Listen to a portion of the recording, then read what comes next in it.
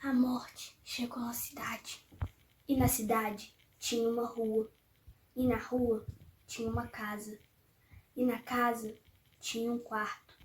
e no quarto tinha um armário, e no armário tinha uma gaveta, e na gaveta tinha uma caixa, e na caixa tinha uma bolsa, e na bolsa tinha um retrato,